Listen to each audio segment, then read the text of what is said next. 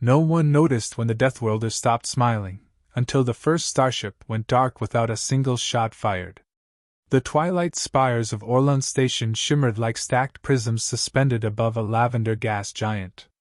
Thousands of diplomats, envoys, engineers, and traders drifted through the station's gravity arcs, unaware that humanity had already crossed a line they swore never to cross again. Commander Lysa Renn, Earth's representative, stood at the observation lattice overseeing the docking rings.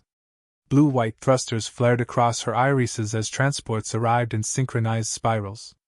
Her reflection looked calm, almost tired, the kind of serenity others mistook for gentleness.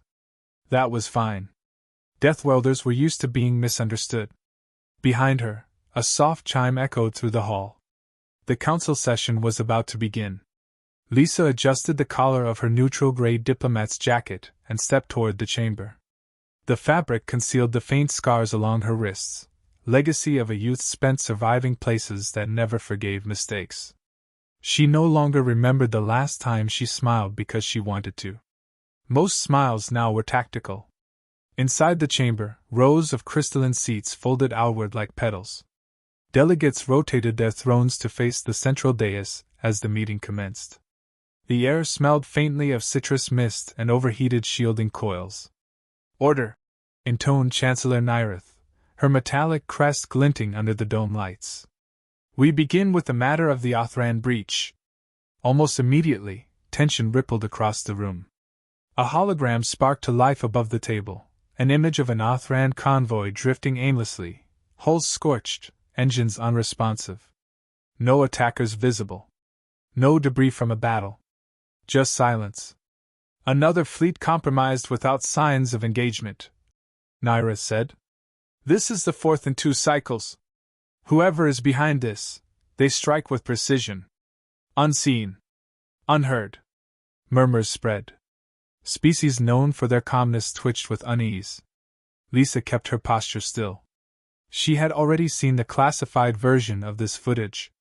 And the one before it. And the one before that. She knew what the Council did not. These ships weren't destroyed, they were turned off.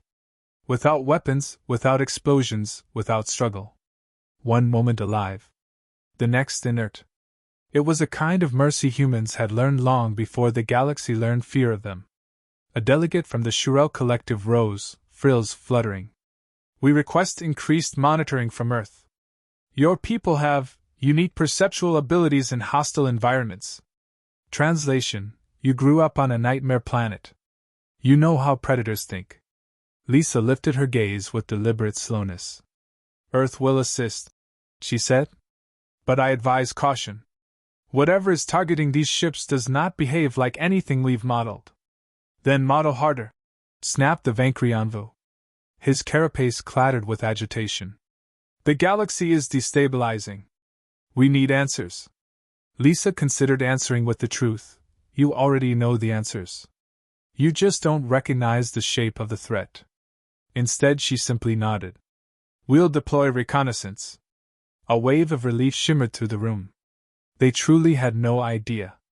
When the meeting adjourned, diplomats floated toward their respective wings. Lysa walked alone through the suspended corridors, where transparent floors revealed the massive storm roiling on the gas giant below. Electric currents danced like serpents through amber clouds. She tapped her wristband. "Renn to Harrow team. Phase 1. A voice whispered back, flat and unhurried. "Acknowledged. Initiating trace pattern." She ended the transmission before anyone could overhear. The Council believed Earth would investigate the incidents. That was technically true. But Harrow team wasn't assembled to gather information. They were assembled to confirm a suspicion Earth had buried for generations. Lysa stepped into the docking ring. The glass wall vibrated as a shuttle disengaged. She waited until the walkway cleared, then boarded Vigilant Arc, her personal transport.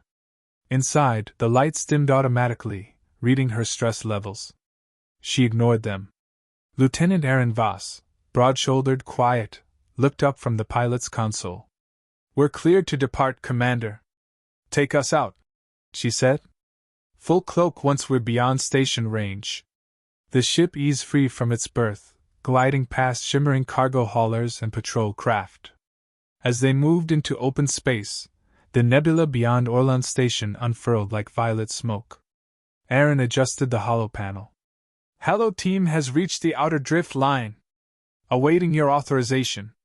Lysa exhaled once, the breath shallow, controlled. Authorize engagement rules. But no outward aggression. Aaron hesitated. Commander, if our suspicion is correct, then outward aggression won't matter, she said softly. This enemy isn't attacking us. It's provoking us. He didn't argue. He knew better. Deathworlders rarely raised their voices. Fury expressed itself in silence. The vigilant ark slipped into stealth mode. The hum of its engines softened until the cabin felt like a sealed tomb drifting between stars. Lysa sat quietly, letting her breathing match the ship's vibration.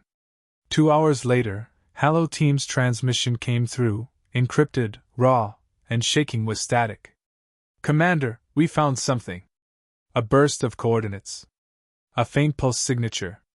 Then nothing. Aaron looked at her sharply. They cut off. No, she said, standing. They were cut off. She opened a viewport.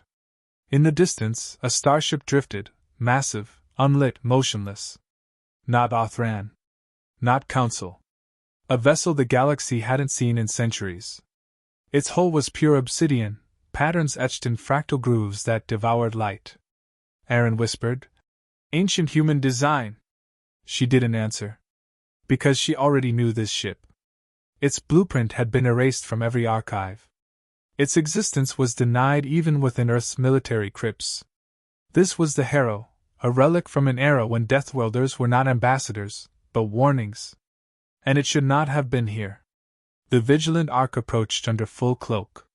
No response. No movement. No heat signatures. Just a heartbeat-like pulse radiating from its core. Aaron swallowed tightly. How is it active? Everything like this was decommissioned after the Pact of Restrained, Lysa finished. After we swore to the galaxy we would never use what we built in the dark. She turned away from the window. And someone just turned it back on. A sudden tremor flickered across space. Navigation panels glitched. The lights dimmed. Then every console on the ship showed the same message. Identity confirmed. Deathworlder protocol reactivated. Aaron's voice dropped to a whisper. Commander, the Harrow is recognizing us. Lysa's pulse quickened, but her face remained expressionless. Not us, she said. Me. Another pulse rippled from the derelict ship, stronger, deeper, resonant. It vibrated through the ark's hull. Then the Harrow's engines ignited. No warm-up. No warning. A sunbright flare erupted from its rear thrusters. Aaron shouted, hands flying across the controls. It's powering weapons. No, Lysa said. Her voice was calm. Unmoving. Absolute. It's sending a message. Because across Aurelon Station's long-range scanners, something extraordinary happened. Every vessel within 100,000 kilometers flickered. And then, the first starship went dark without a single shot fired. Aurelon Station's alarms detonated in a chorus of panic. Aaron stared at Lysa. Commander, what did we just wake up? Lysa looked at the Harrow, and for the first time in years, her expression cracked. Not with fear. With recognition. We didn't wake it up, she whispered. It was waiting. And Deathworlders no longer felt the need to smile. Aurelon Station plunged into emergency red as Lysa and Aaron approached docking ring 7. The corridor lights flickered. Gravity wavered. Whispered fear traveled faster than the alarms themselves. Delegates streamed past them, some running, some frozen, others frantically messaging their fleets. Every species reacted differently, but all of them shared the same truth. They believed the threat was external. Only Lysa knew better. Aaron matched her stride. The station believes this is a coordinated attack. It isn't, Lysa said. This is an awakening. Awakening of what? She stopped beside a wide viewport. Just outside, the Harrow drifted across the starfield, its hull running silent, its pulse synchronizing with the station's failing lights.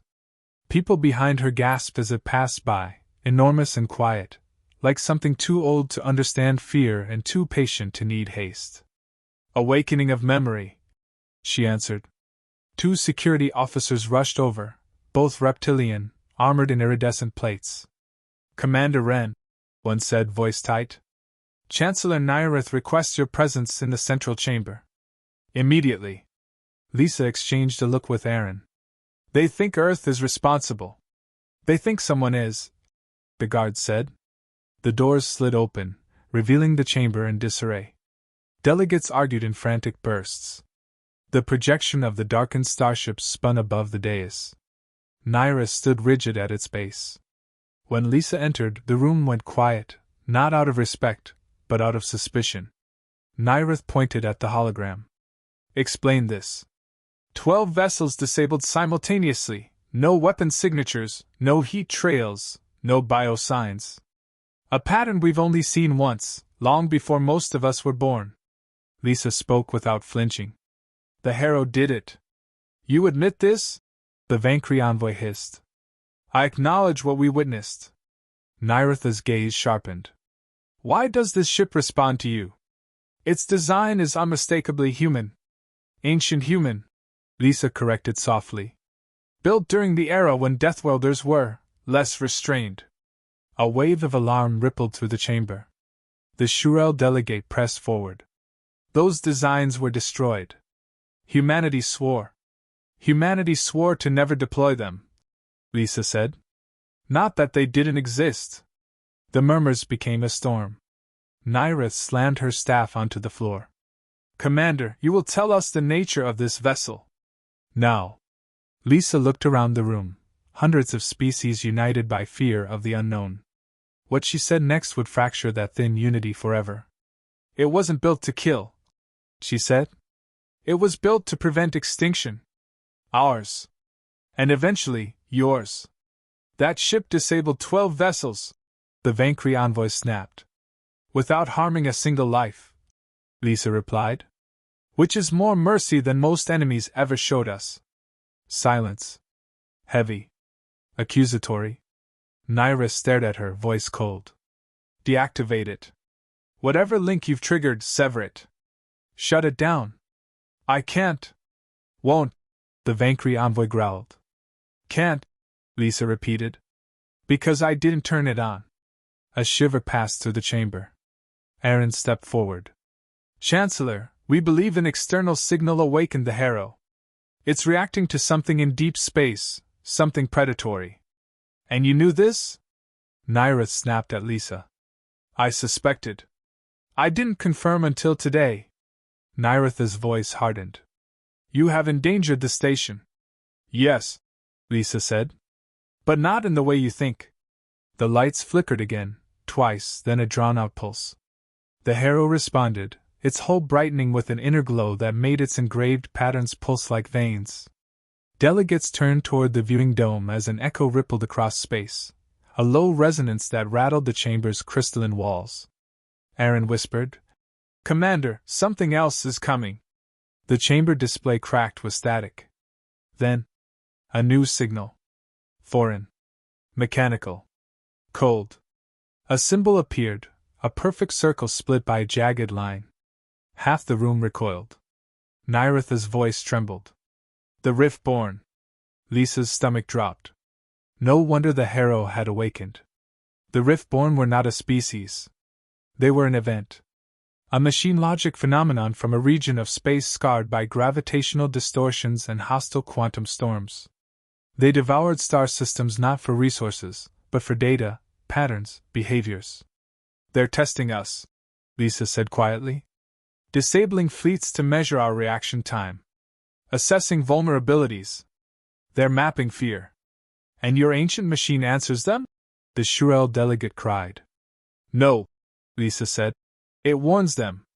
Another tremor shook the station, this time not from the Harrow, but from a point far beyond it.